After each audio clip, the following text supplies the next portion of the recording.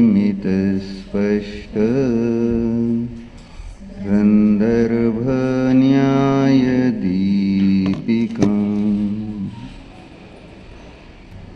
भाव एकांत केला आणि अभावाचा अभाव केला असताना येणाऱ्या दोषाची चर्चा चाललेली आहे.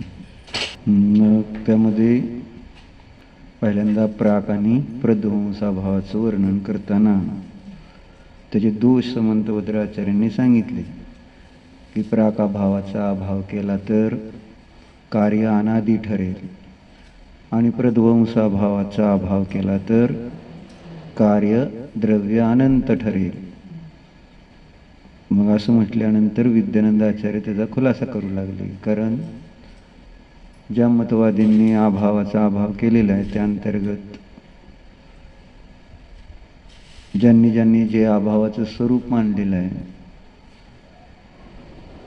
आणि ज्यांनी अभाव मानलाच नाही, तर असा जो अभाव न मानणारा चार्वाक आहे आणि तो ज्यांनी अभाव मानलेला आहे त्या अभाव मानण्यामध्ये येणारे दोष तो सांगत होता.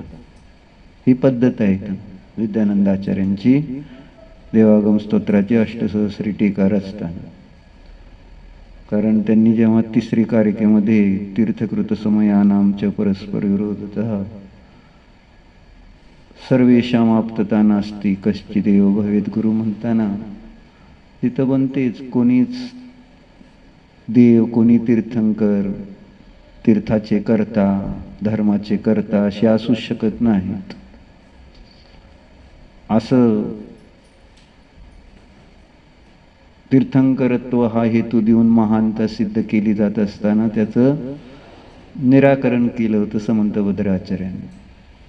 तीर्थकृत समय जे आहेत तर त्यांच्यामध्ये परस्पर विरोध दिसून येतो आहे बौद्ध सांख्य वगैरे मध्ये, आणि म्हणून सगळ्यांना आप्तता नसते. हा कोणी एक मात्र आप्त असू शकतो असं त्यांचं म्हणणं होतं. मग तिथंच ते अपौरुष वेदाला मानणारे वेदांती तीर्थकृत समयानांच म्हणजे तिथं तीर्थंकर आमचे भगवान तीर्थंकर आहेत आणि म्हणून महान आहेत असं जर कोणी म्हणाल तर त्यांचं पण खंडन केलेलं आहे. आणि मग असं खंडन करत असताना तिथं ज्यांनी तीर्थंकर असं कोणी पुरुष सर्वज्ञ सर्वाला जाणणारा निर्दोष असं मानलेलाच नाही आहे. त्यांना माहित आहे, कारण त्यांनी इंद्रिय प्रत्यक्षाने बघतायत सगळ्यांकडं, तेव्हा दिसतंय जे जे जितके म्हणून इथं संसारामध्ये जीव आहेत ते सदोषच आहेत. आणि मग दोषयुक्त त्या ठिकाणी पुरुषांच्या द्वारे सांगितलेले जे काही वचन असतील ते सगळे वचन सदोषच असणार आहेत. त्यामुळं कोणीही एक असा सर्वज्ञ तीर्थंकर नसतोच की जो महान असेल.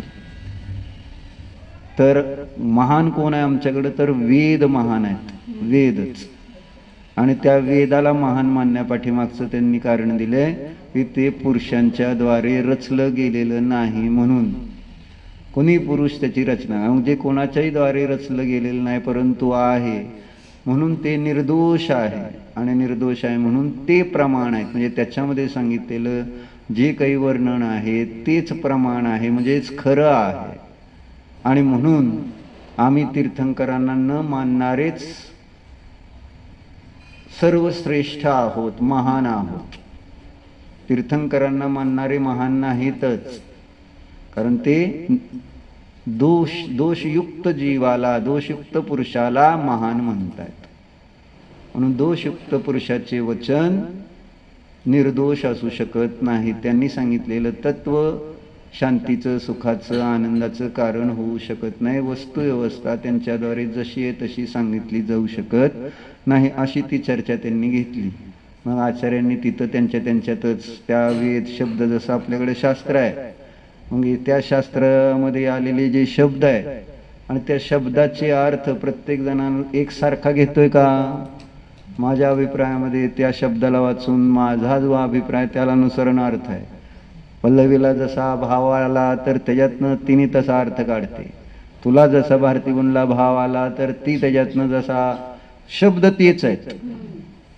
शब्द काय आपल्या भावाला सांगत नाहीत, शब्द अर्थाला सांगतील, पण भाव मात्र त्या ठिकाणी शब्दाच्या द्वारे, कारण ते जड आहेत, लिपिबद्ध आहेत, है ना. ते स्वतःहून आपला भाव सांगू शकणार नाहीत की माझा हा, आणि ज्याने ती रचना केलेली असेल. आणि शब्द हे ह्याच्या पुढचं प्रकरण प्राकाभावानंतर ते सिद्ध केले. शब्द अनित्य कसे आहेत, है ना, मूर्त कसे आहेत हे सिद्ध केलेलं आहे.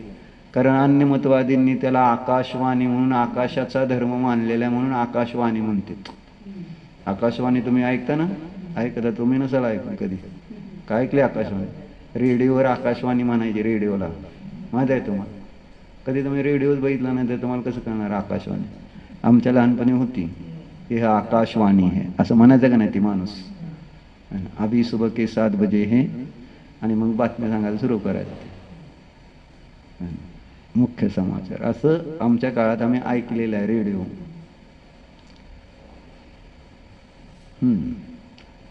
बरोबर. हा, तुम्हाला पण रेडिओ माहिती नाही, तुमच्या खापर पंजोबा जे असतील त्यांना पण रेडिओ माहिती नव्हतं असं महाराजांनी प्रवचनात सांगत होते. आत्ता ऐकत होते, कारण त्यावेळेस रेडिओचा शोध लागला नव्हता. त्याला वाटलं असं कसं होते, रेडिओ शोध लागला नसल्यावर कसं रेडिओ ऐकणार ते. रेडिओ आधी घरात येणंच मुश्किल होतं, रेडिओच नव्हती कुठं घरात. खेडेगावात वगैरे, इकडं बारक्या गावात रेडिओ तिथपर्यंत रेंजच येत नव्हती. मग हळूहळू रेडिओ आले, मग टी व्ही आला, सगळं असं क्रम. मग ते शब्दाची अनित्यता आणि शब्दाची मूर्तिकता प्राकाभावाच्या प्रकरणामध्ये मोठा विस्ताराने वर्णन केलेलं आहे त्याचं खरं तर.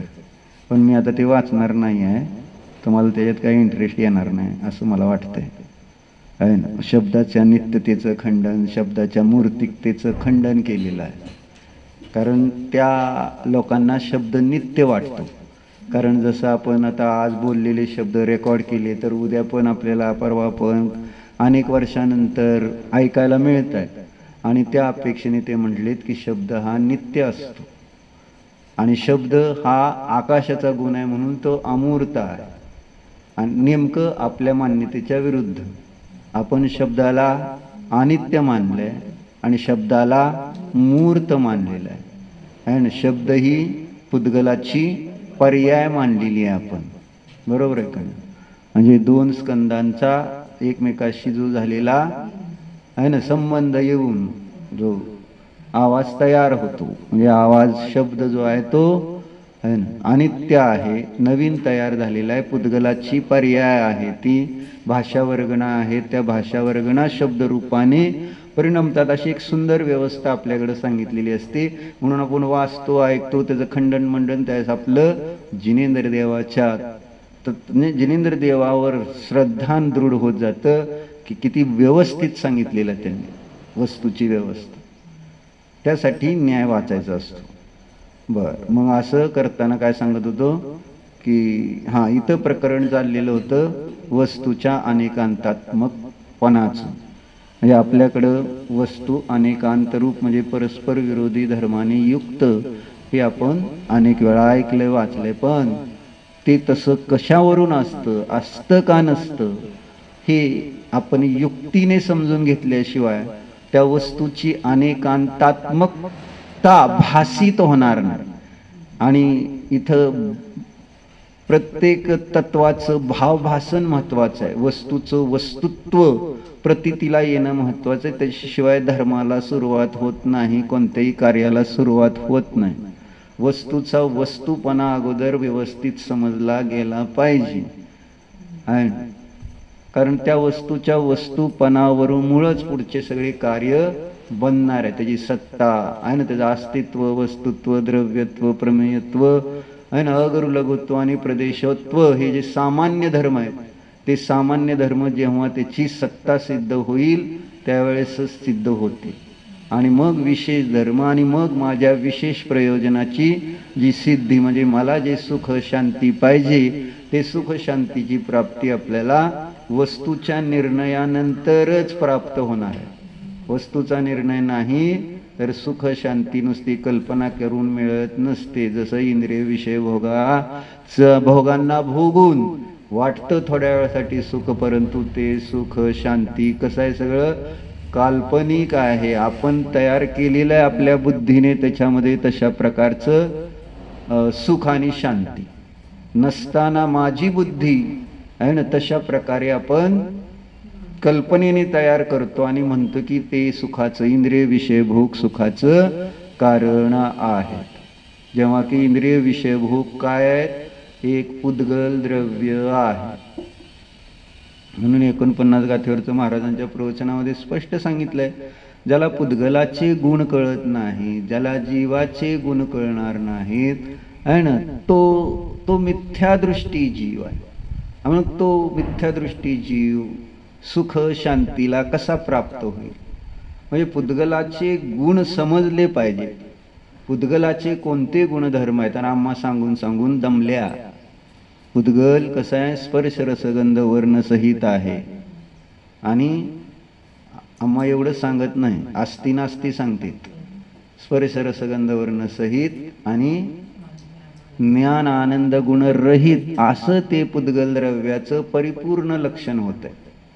तसं बघितलं भावात्मक, म्हणजे आपल्याला आणि प्रयोजनाच्या दृष्टिकोनातून पण बघितलं तर तसं लक्षण केलं असताना त्या दृष्टीने आम्ही पुद्गलाकडे बघितलं तर त्या पुद्गलाला आपण ज्ञान आणि आनंदासाठी प्राप्त करण्याचा प्रयत्न करणार नाही पुद्गलातून.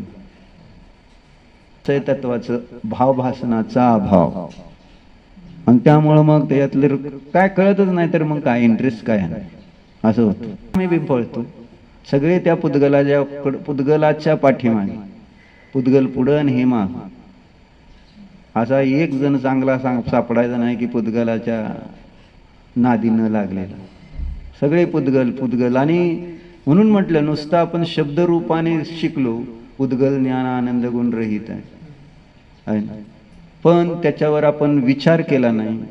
जेव्हा की 49 गाथेमध्ये 6 बोल देऊन आचार्यांनी ते पुद्गल द्रव्य कशा प्रकारे जीव द्रव्य नाही, ते आपल्यापासून कशा प्रकारे भिन्न आहे, यासाठी 6 कारणं दिली.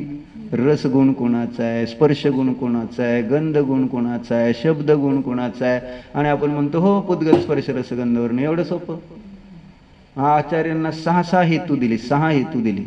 जीव अरस आहे बाबा म्हणायला, जीव अरूप आहे, जीव अगंध आहे, दिले का नाही, अशब्द आहे. 6 कारणं दिली, 6, एक नाही. मग तरी पटत नाही आपल्याला. आपण त्याच्यावर कधी 6 कारणावर विचार तरी सांग बरं. 6 कारणं कोणते पल्लवी माहित आहे का? मग माहित आहे, वाचलंय, सांग आत्ता असं मला म्हणायचं. कधी विचार येतो का जेव्हा जेवायला बसले रस आहे म्हणून आणि हे 6 कारणामुळं मी त्याच्यापासून वेगळा म्हणून? रोज येते असू दे, येतेत हे चांगलं आहे. तुम्हाला येतेत का रुपालता? 6 कारणच माहिती नाहीत तर काय त्याला 6चा बाकीचा विषय माहित आहेत का? 6 कारण काय नाही, काय ते 50 ते 55 गाथेमध्ये ना आहे का? 49 गाथेमध्ये काय असं 6 कारणं दिली, स्पष्ट दिलं त्यांनी.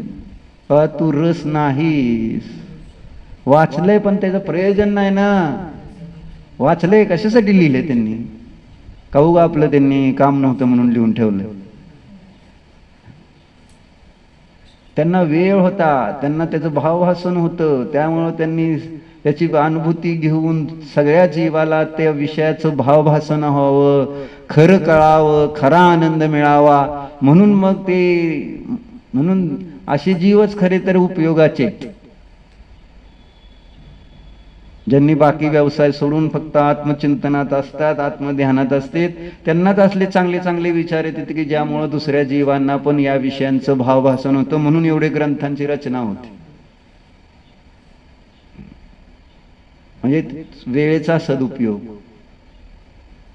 एक आत्मकल्याणासाठी बाहेर पडलेली, आणि त्यामुळं विचार तेच आहेत. जसं तुम्हाला एखाद्या विषयावर बोलायचं, आता एखादा कार्यक्रम घ्यायचा आहे, तर काय आता चर्चा आहे ना, चर्चा तीच ना, की काय कार्यक्रम कसा घ्यायचा, कसा चांगला होईल, या दृष्टिकोनातून तुम्ही आता त्याच्यावर चिंतन करू लागलाय आहे ना. म्हणजे कोणता विषय ठेवला म्हणजे सगळ्यांना ॲप्रिशिएट होईल, सगळ्याला त्याचं भावभासन होईल, यासाठी मेहनत घेतली जाते ना. काल आम्ही संध्याकाळी फिरत होतो प्रितेश भाई, आम्ही त्यावेळेस प्रितेश भाई तेच म्हणले, आणि त्यांचं आता दशलक्षांचं काय लिहायचं वगैरे चाललं असेल, काय व्हिडिओज करत बसलेले असतात ना ते. मग आता तिथं त्या व्हिडिओ अंतर्गत ते प्रत्येकाला एक पात्र असतं, आणि त्या पात्राला काही शब्द द्यावे लागते. मग ते वाक्य, कोणत्या पात्राला कोणतं वाक्य, कोणता विषय थोड्या वेळामध्ये जास्त विषयाला समजावून सांगण्यासाठी किती विचार करावा लागतो. स्क्रिप्ट लिहायचं म्हटले, त्याला स्क्रिप्ट म्हटले ते शब्द. स्क्रिप्ट लिहिताना डोकं नुसतं, डोक्याला मुंग्या येणार का नाही? तुम्हाला म्हटलं एखादं नाटक लिहा, एखादं तुम्हाला काहीतरी आता करायचं नाही हे सगळं, आता ती स्क्रिप्ट लिहिताना सोपं जाते काय प्रीतीताई?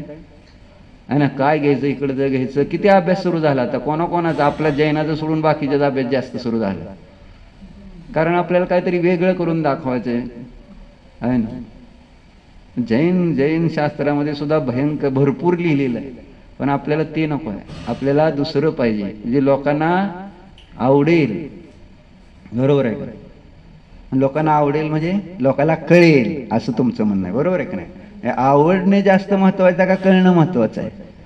आवडणं महत्वाचं आहे. कळणं न कळणं कोणाला कळलं एवढं रोज शास्त्र सांगून? आवडतंय का नाही शास्त्र, एवढंच फक्त महत्वाचं, बरोबर आहे का रेश्माताई? शास्त्र हो छान आहे, शास्त्र छान आहे, कळले नाही कळले हा विषय फार गौण असतो. आपला इंद्रिय विषय भोग, एक चांगला आनंद, मनाला थोडी बरं वाटणं, एवढंच त्याचं समाधान. परत रोजच्या जीवनामध्ये आपण त्याचा कुठं संबंध जोडून ठेवण्यासाठी प्रयत्नशील किती असतो. तेव्हा हे माझं जीवन आहे, जे रोज चाललेलं शास्त्र धर्म जितका म्हणून जो काही आहे तेच माझं जीवन आहे, तोच मी आहे. त्याच्यामध्ये आपल्याला त्या रूपाने पाहत राहिलं पाहिजे की नाही, धर्म रूपाने. पण जिथल्या तिथं सोडून जातो आम्ही धर्म, म्हणून तर निघून चालली होती, संपलं ना. आले इथं आले, शाळा झाली, बहिणीची गाठ घेतली, बाईची गाठ घेतली, आणि आता शास्त्राच्या पाय पडली, विषय संपला. मग काय करणार होते? असं चाललंय. मग येते म्हटली मला, म्हणून मला काय करणार की तू अभिप्राय कळला का? मला नाही कळला, मी अवधिज्ञानी नाही, असं त्याचा अर्थ. कोणाला सांगायला चालली होती?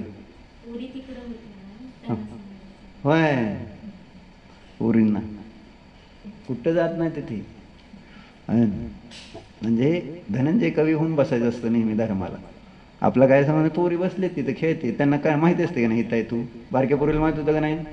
मग बरं गपचिप गेली असती बहिणीकडे, आली असती सांगत, बाबा हाय तिथं मम्मी शास्त्राला. म्हणजे हेतू नाही, हेत्वाभास असते सगळे, पण तुम्ही असं सिद्ध करायचा प्रयत्न करता आम्ही बरोबर करतोय म्हणून. हा ना,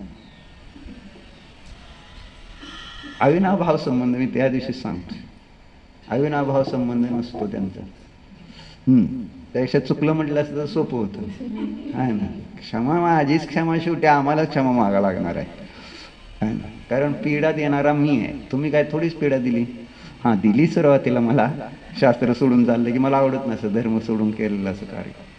म्हणून मी त्यांना विचारलं, बरं आहे का आल्या कधी आलेत कधी नाही आल्या सुरभिका ती. सध्या बरेच दिवस सुट्टी घेतली, आमच्या मावशीने पण घेतली आणि त्यांनी बी घेतली, आहे ना. तर एक तर समजत नाही विषय, आणि एक दिवस सुट्टी घेतली तरी समजत नाही, उशिरा आलं तरी समजणार नाही. आणि एवढ्या वेळा आपण पुन्हा पुन्हा जरी चर्चा केली तरी लक्षात राहते काय, जसं 6 बोल सोपे आहेत, सरळ आहेत, साधे आहेत, आणि रोजच्या जीवनासाठी आपल्याला ते कितीतरी उपयोगी आहेत. कारण आपली पुद्गलामधली म्हणजे शरीरामधली मूळतः आणि इंद्रिय विषय भोगामधली आसक्ती इतके की ज्या वेळेस आपल्याला त्या रस गंध स्पर्श वर्ण शब्द यांच्यामध्ये आपलं बुद्धी जाते, त्यावेळेस आपण त्याच्यावर जर चिंतन केलं की हे पुद्गल द्रव्य आणि रस गुण पुद्गल द्रव्याचा आहे, ही पहिला बोल दिलाय. दुसरा बोल काय? रस. एक रसाचे 6 हेतू सांगितले. काय दुसरा हेतू काय दिलाय? रूप म्हणायला हे असं होतंय बाकी काय. मी रस मी का नाही याचे 6 बोल सांगायला लागले तर तुम्ही रूप सांगायला लागला. हा दुसरा हेतू दिलेला त्यांनी गुण. रस हा पुद्गल द्रव्याचा गुण आहे म्हणून मी अरस आहे. पहिल्यांदा द्रव्य हेतू दिला, दुसऱ्यांदा गुण हा हेतू दिला म्हणून मी अरस आहे हे सिद्ध केलं. तिसरा काय दिलाय?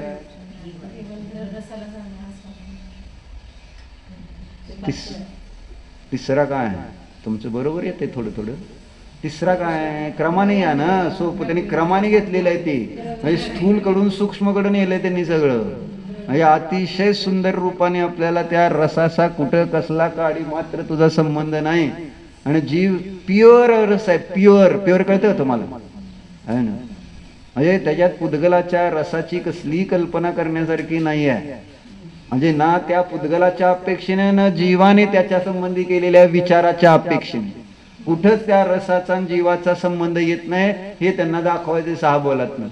म्हणून पहिल्यांदा स्थूल रूपाने रसा आधी बुद्धी तर लाव. हे द्रव्य आहे, द्रव्य वेगळं आहे 2 एवढं स्पष्ट सांगितलं त्यांनी.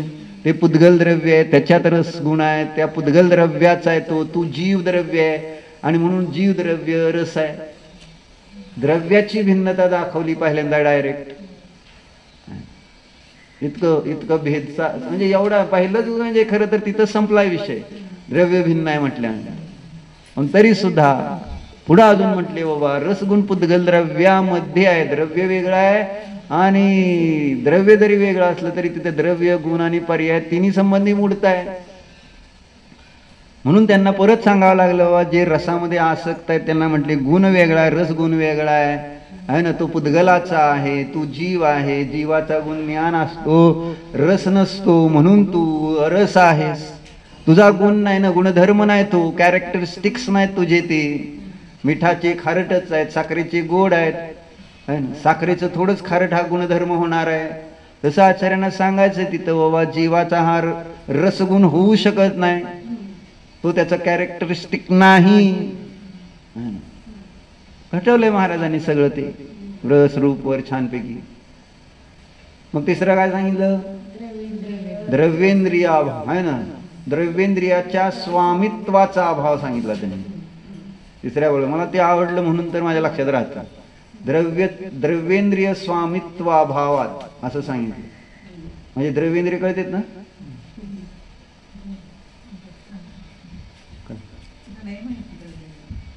तिला माहित नाही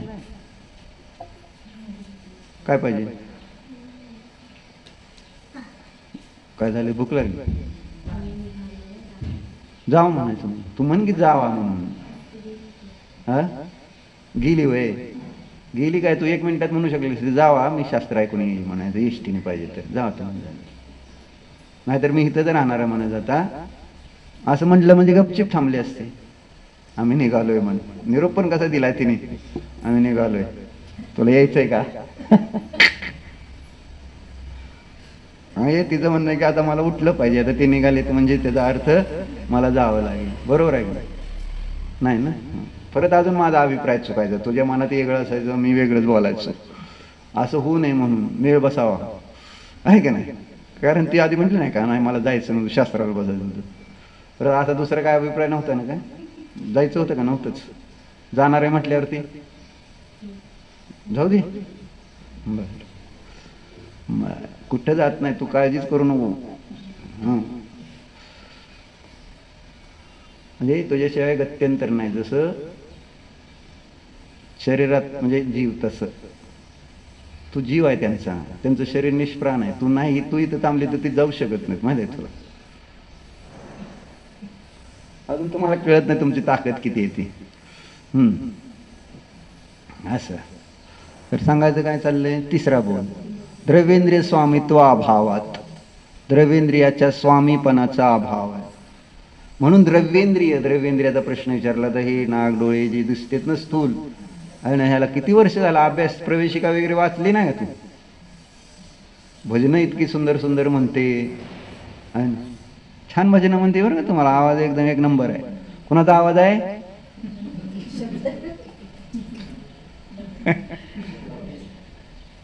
आणि म्हणजे भावपूर्वक म्हणते म्हणून ते आवाज पण चांगला येत असतो. खरं तर जोपर्यंत तुम्ही त्याच्या भावापर्यंत पोहोचत नाही ना शब्दांच्या, तर तुम्हाला त्याची लय, त्याची चाल, त्याचा आणि ते एक ते बेसूर असला तरी सुद्धा त्याचा चांगला येणार जर भावापर्यंत पोहोचला तर.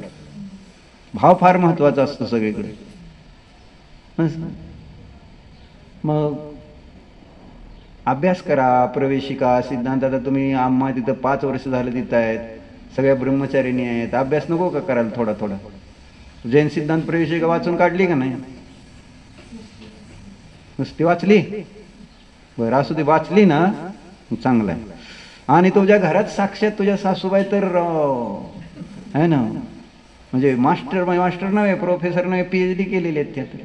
सगळ्या पाठशाळा घेऊन शिकवून सगळ्याला एकदम व्यवस्थित अभ्यास करणारे. नका सांगू, म्हणजे मनातलं तिच्या. त्यांचं काहीच बोलू नका. सासूबाईंबद्दल कधी कौतुक केल्यावर चालतं का सुनांना? चालतं का?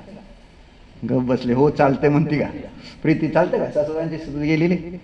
अजिबात चालणार नाही. खरं तर सासूबाई तिच्या लय चांगले आहेत प्रीतीच्या, बरं का. पण ही लय असं म्हटलं, तुम्हाला माहिती काय तिचे गुण प्रत्येकाला. का गो भारती सुनबाई चांगली का? आज आहे सगळं चर्चा अशी असते. तर द्रव्येंद्रिय म्हणजे हे जरा एकदम परत मिळणार नाही. हे सगळं आज आपल्याला मिळालंय थोडंसं व्यवस्थित, बुद्धी चांगली आहे, सगळं अनुकूलता बाहेरची आहे, सगळं अनुकूल. एवढी अनुकूलता मिळत नसते. तिर्यांचं गतीकडे बघितल्यावर ते जाणवतं जास्त.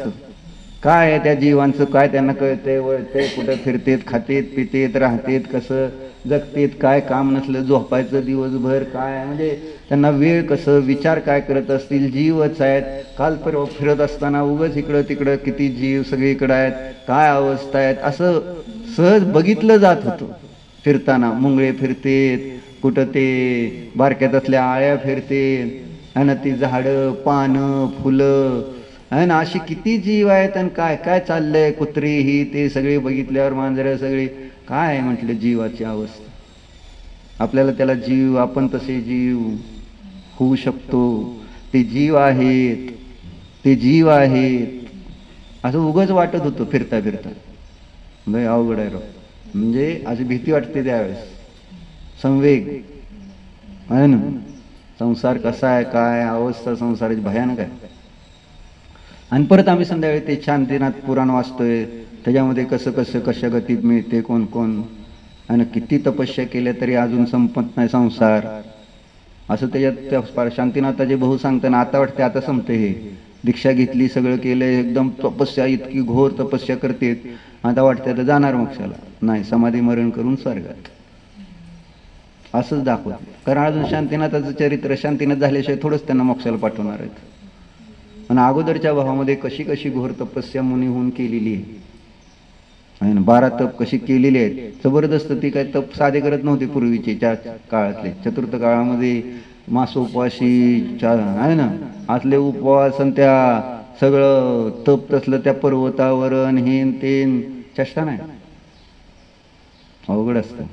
बरं असू द्या. तिसरा बोल काय सांगितला? द्रव्येंद्रियाचा स्वामी नाही म्हणून. द्रव्येंद्रिय म्हणजे हे सगळे दिसणारे कान, नाक, डोळे, जी पुद्गलाची रचना आहे मुख्यतेने, आहे ना.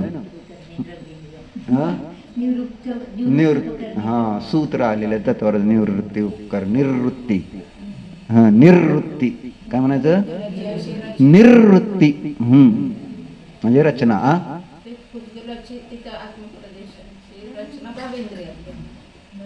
द्रव्येंद्रियातच आहे. अंतरंग, निवृत्ती, दोन दोन भेद केलेले आहेत ना. मग त्याच्यामध्ये जी आत्मप्रदेशाची रचना आहे ती आभ्यंतर निवृत्ती म्हटलेलं आहे. आत्मप्रदेशाच्या रचना लब्धी उपयोगो भावेंद्रियम आहे.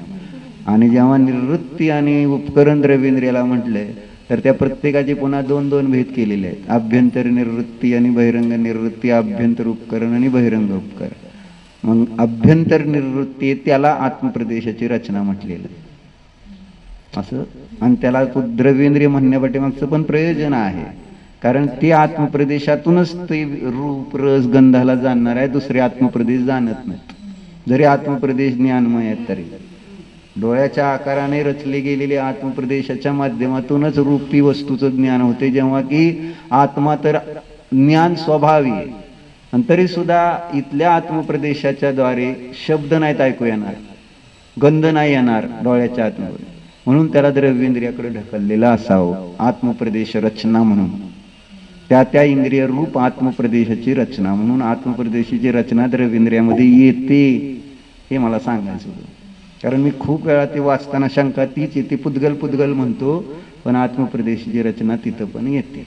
अभ्यंतर निवृत्ती द्रव्येंद्रियांतर. जाऊ दे, इतका विस्तार आत्ता नाही.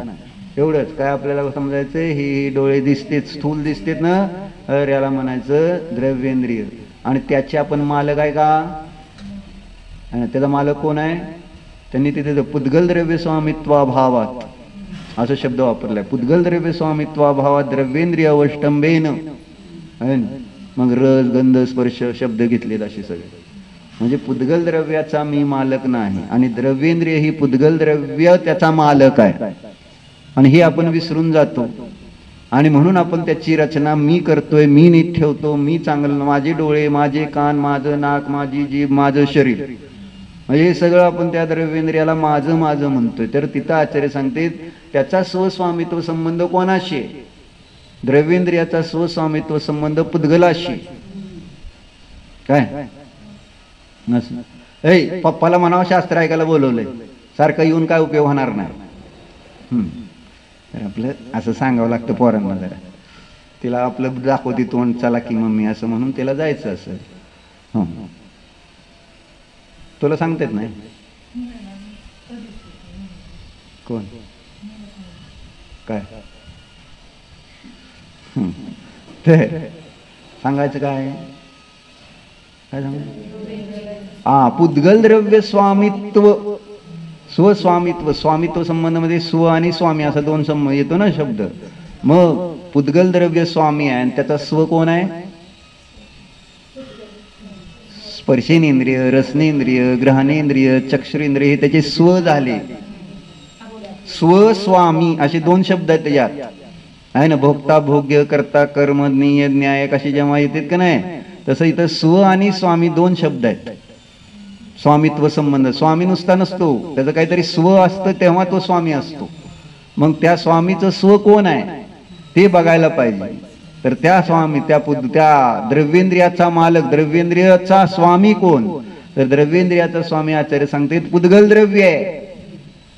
आणि ही जर गोष्ट लक्षात आली तर आपल्याला त्याच्या संबंधी फार विकल्प करणार नाही आपण, म्हणजे संक्लेश करणार नाही. जर त्या इंद्रियांमध्ये काय जास्त प्रयत्न करेल थोडासा, जो निमित्त नैमित्तिक संबंधानुसार द्रव्येंद्रिय खराब होत असताना चष्मा लावतोय, कानाला मशीन लावेल, थोडंसं जे काही योग्यता असेल त्यानुसार प्रयत्न करेल, नाही असं नाही, निमित्त नैमित्तिक संबंधामुळं.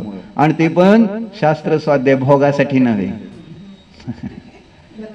बरोबर, म्हणजे ते महत्वाचा मुद्दा होता. नाही तर भोगासाठी इंद्रिय नीट पाहिजे असतील लोकांना, भोग मला घ्यायचे असते त्यावेळेस त्या ठिकाणी ते भोग घेता येत नाहीत म्हणून दुःखी होतो. खरं तर डोळ्याने नाही दिसलं तर मग अरे नाही तर आत्मा कुठं डोळ्याने बघायचा आहे तुला? नसले डोळे तर काय फरक पडतोय? असा इतका कॉन्फिडन्स पाहिजे. ठीक आहे, नसू दे डोळे नसले तर, कारण त्याच्याशी आत्म्याशी काय संबंध नाही डोळ्याचा. नाही ऐकू येत काय संबंध नाही ऐकण्याचा आत्म्याशी. आत्मा तर शब्द आहे, असा मस्त मजा येते. मग तुम्हाला जरी म्हातारा झाल्यानंतर इंद्रिय शिथिल झाली तरी अवघड होणार नाही. मी तुम्हाला मागं सांगितलं होतं, मला असे लोक अनेक भेटतात आणि म्हातारे लोक आणि बोलतेत माझ्याशी, कारण त्यांना कोणाला ऐकू येत नसतं, कोणाला डोळ्याने कमी दिसत असतं, अक्षरशः रडतेत माझ्याजवळ येऊन, म्हणते राव मला कमी दिसतंय, काय करू, मला कमी ऐकू येते, काय करू, आता कसं होणार? भयंकर. अजून आपल्याला कमी दिसत नाही ना, आम्ही चष्मा लावलाय म्हणून. अजून चष्मा लावून तर का होईना दिसतंय, आहे ना. पण चष्मा लावून ज्यावेळेस दिसणार नाही त्यावेळेस तुम्ही किती घाबरलेलं असाल तुम्हाला माहिती नाही. एक दिवस डोळ्याला पट्टी बांधून आज घरात फिरा, काळी पट्टी लावा आणि डोळ्यात घरी काम करायचा प्रयत्न करा, बघा काय होतं. नाही, भावभासनाशिवाय कळणार नाही. भावभासन म्हणून म्हटलं, प्रत्येक गोष्टीचं भावभासन महत्वाचं असतं. इथं इतकं सगळं चांगलं चांगलं म्हणून म्हटलं हे भावभासनासाठी आहे सगळं.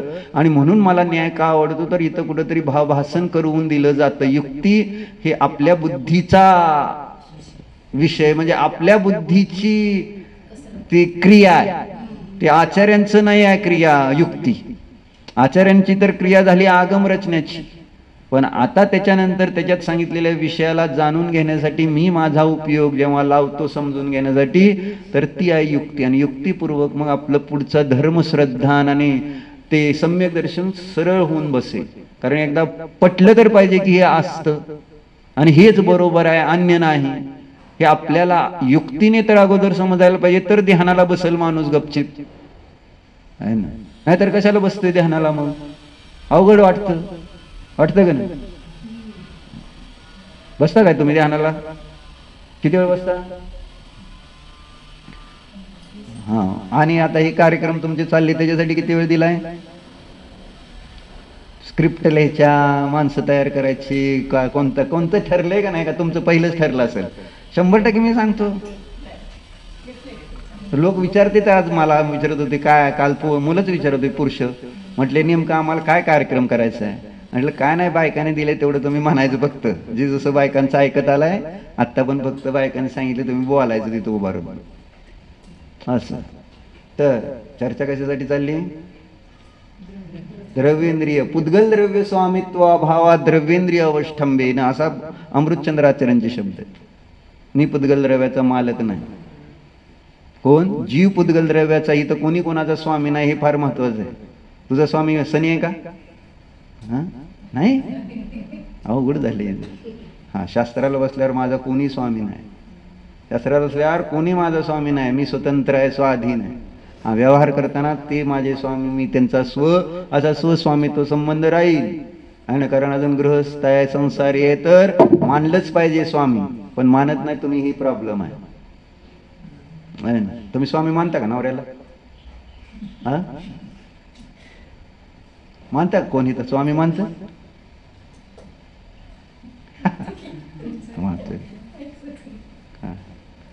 ते तुमचं ऐकतात का तुम्ही त्यांचं ऐकता? हा प्रश्न आहे माझा फक्त. ते तुम्हाला घाबरतात का? एवढा प्रश्न उत्तर द्या, मग मला कोण कोणाचं स्वामी कळतंय.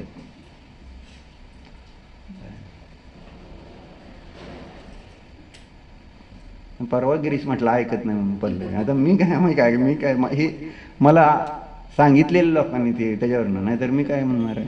मला काय कळणार आहे कोण ऐकते आणि कोण नाही ते? तर सांगायचं हे स्वामी काय आहे ना, इथं स्वस्वामित्व संबंध आपला आपल्या गुणांशी आहे, आपला परद्रव्याशी नाही, परगुणांशी नाही, परपर्यायाशी नाही. म्हणून आचार्याने स्पष्ट सांगितलं, पुद्गल द्रव्य त्या द्रव्येंद्रियाचा मालक आहे आणि त्याच्याद्वारे रस जाणलं जात असताना तू त्या ठिकाणी त्या रसापासून भिन्न आहे. म्हणजे त्या द्रव्येंद्रियाचं ते कार्य असताना तुझं काम नाही आहे, ते रस आहे ना, जाणणं वगैरे, असं द्रव्येंद्रियाकडे ढकललं. मग द्रव्येंद्रिय जड आहेत कोणी म्हणाल तर, मग त्याच्या पुढे भेदज्ञान अजून अरस्त करण्यासाठी किती आतमध्ये नेलं त्यांनी, आहे ना. क्षमिक भावात असा शब्द वापरला चौथ्या बोलमध्ये, आहे ना. भावेंद्रिय अवलंबनेन असा शब्द वापरला चौथ्या बोलात. पहिल्यांदा त्यांनी देते क्षयक्षमिक भाव हा तुझा स्वभाव नाही आहे, आणि मी क्षयक्षमिक भावाला माझा स्वभाव मानलाय, म्हणून क्षयक्षमिक भाव ज्याद्वारे आम्ही रसाला जाणतो. कारण भावेंद्रिय म्हणजे क्षयक्षम. तर आचार्य आम्हाला भावेंद्रियापासून पण वेगळं करते. भावेंद्रिय हे रसाचं आहे, तुझं नाही, उद्गलाचं आहे, ते कर्माचं कार्य आहे क्षयक्षम.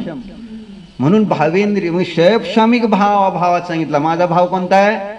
पारिणामिक भाव. आणि दुसरा पर्यायार्थिक नाही बघितलं तर क्षायिक. पारिणामिक आणि क्षायिक हे दोनच माझे भाव. द्रव्य पर्याय रूप मी अनेकांतात्मक वस्तू आहे म्हणून, नाहीतर तसा क्षायिक भाव सुद्धा म्हणायचं कारण नव्हतं. बस पारिणामिक. तर पारिणामिक भाव हा द्रव्य रूप आहे म्हणून त्याला पर्याय अपेक्षेने क्षायिक भाव सांगावा लागतोय.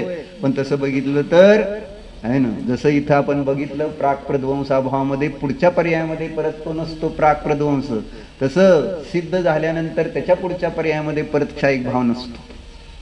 कारण कर्माचा क्षय पहिल्याच पर्यायामध्ये होऊन ते सिद्ध पर्याय झालेली. आता त्याची पुढच्या पर्यायाला कर्माचा कुठं क्षय आहे, पण परंपरेने सांगितलंय फक्त. संतती सांगितली फक्त.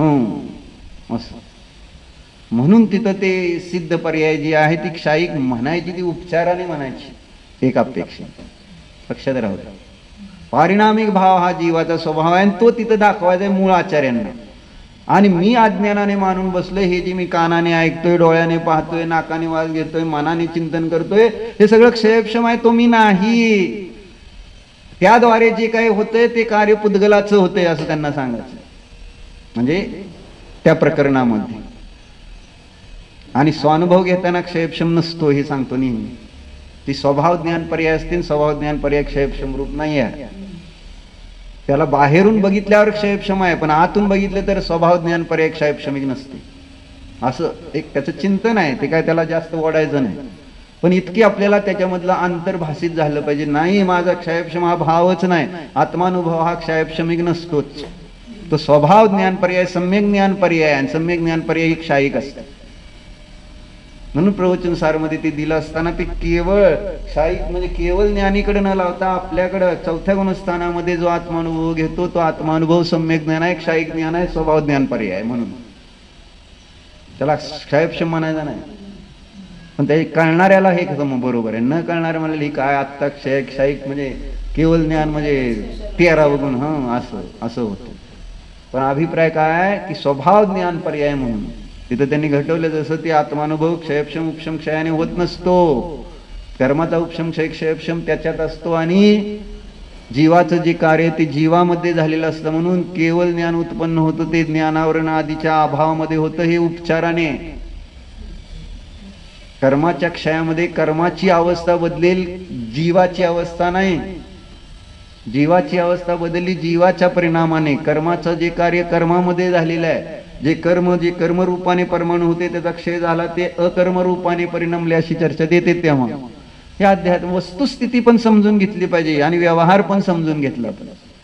सामान्य रूपाने तिथं तसं ते सांगताना हेच आपल्याला दिसतंय. धर्मास्तिका अभावात, ज्ञानावरणाच्या अभावामध्ये ते केवळ ज्ञान किंवा ते पुढचं गमन थांबलं, हे सगळे व्यवहाराने दिसणाऱ्या गोष्टी. वस्तुस्थिती पण बघितली पाहिजे. दोन्हीचं जसंच्या तसं श्रद्धान करावं. म्हणून क्षयक्षमिक भाव माझा स्वभाव नाही, तेव्हा भावेंद्रियाच्या अवलंबनाने सुद्धा जो रस जाणला जातो तो रूप मी नाही आहे. भावेंद्रिय माझं नाही म्हणून मी भावेंद्रिय नाही म्हणून मी अरस आहे. मी द्रव्येंद्रिय नाही म्हणून मी अरस आहे. मी रस गुण नाही म्हणून मी अरस आहे, आणि मी द्रव्य पुद्गल द्रव्य नाही म्हणून मी अरस आहे. 4 बोलाशी. आता 5वा आणि 6वा काय?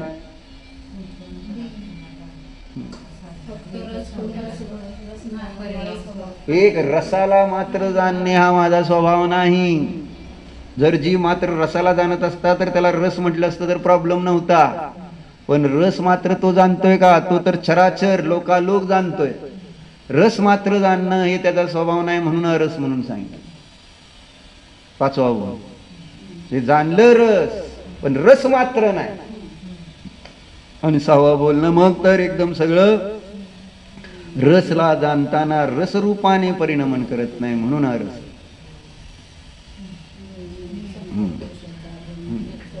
म्हणजे जाणतोय, रस जाणत नाही असं नाही. कोणी म्हणेल की रसालाच फक्त जाणत नाही म्हणून रस आहे काय? मग रस पण जाणतो त्यावेळेस तर रस म्हणा की.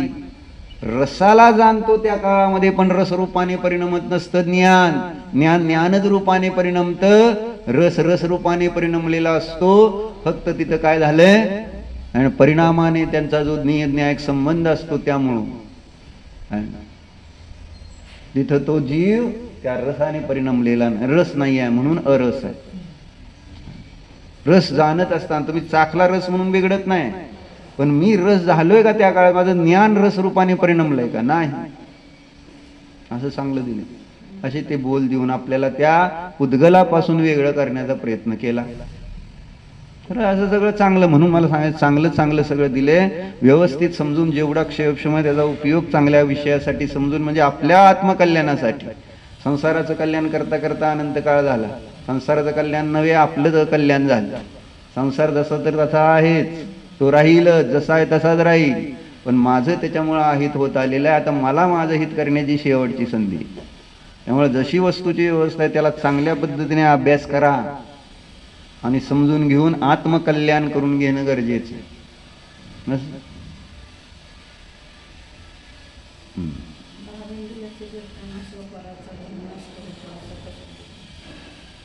ती 31व्या गाथेत दिली.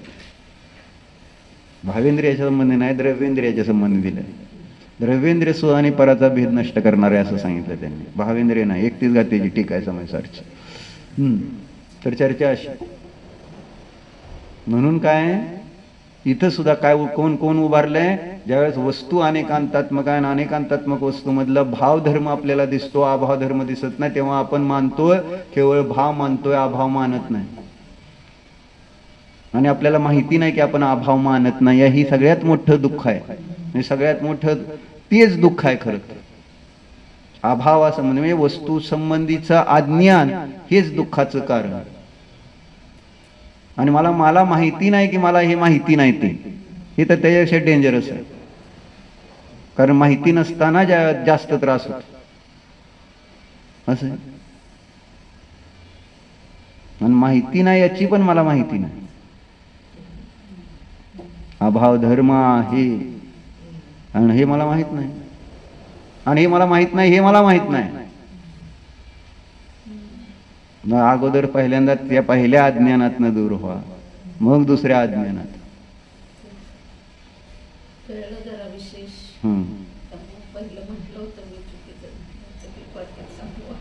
काय थोडक्यात संपव. हा मला म्हणली ती इथं आता पुढे येणार आहे, एवढंच वाचून काढा की म्हटली. कशाला एवढं उगाच वाचत बसलाय, काय डोक्याला ताप असं. पण प्राक अभाव काय म्हणजे त्याची एक श्रद्धा दृढ झाली पाहिजे की प्राक अभाव जो आहे तो कसा आहे. पूर्व भाव स्वभावी आहे, पूर्व आहे ना, पूर्व पर्याय विशिष्ट जे द्रव्य आहे तो प्राक अभाव आहे. आणि त्याचे लाभ पण कितीतरी आपण बघितलेले पण आहेत क्रमाने. म्हणून केवळ नुसतं तू आहेस आणि तू नाहीस हे समजलं पाहिजे. तुला वाटते फक्त तू आहे, पण तुला तू नाही हे माहिती नसल्यामुळं आकुलता आहे. तू म्हणजे सनी आहे का, तू म्हणजे मुलं आहे का, तुला माहित आहे का हे, तू म्हणजे ते नाही म्हणून आकुलता आहे. आणि ते वाट बघतील, काय करतील, येतील का जातील, काय करतील, असं आकुलता होते. आत्ता नव्हे, दुसरीकडे कुठं असताना सांगतो. शास्त्राच्या वेळेस नाही चाललं. तुला एकटीला सोडून जर ते फिरायला गेले तर चालते का तुला? नाही, म्हणजे असं चालत नाही. व्यवहारात तसं चालत नसतं. म्हणजे सांगायचं तात्पर्य असं आहे की माझा त्यांच्यामध्ये खरोखर कसा अभाव आहे हे जर माझ्या ज्ञानात श्रद्धेत राहिलं, ज्ञानात नको श्रद्धेत उतरलं, तर माझ्या चारित्र्यामध्ये समता भाव येतो. आणि चारित्र्यामध्ये समता भाव हाच धर्म आहे. म्हणून ज्ञानात आता श्रद्धेत उतरवण्याचा अभ्यास केला पाहिजे. आणि श्रद्धेत उतरवण्यासाठी ध्यान म्हणजेच तेच उत्तम चारित्र्य आहे, ते केलं पाहिजे. तर आपोआप त्या ठिकाणी त्या जाणलेल्या विषयाचं श्रद्धान पक्क होऊन आपल्याला त्याचं फळ आत्ता मिळतंय. असं असतं हे. ओम नमः.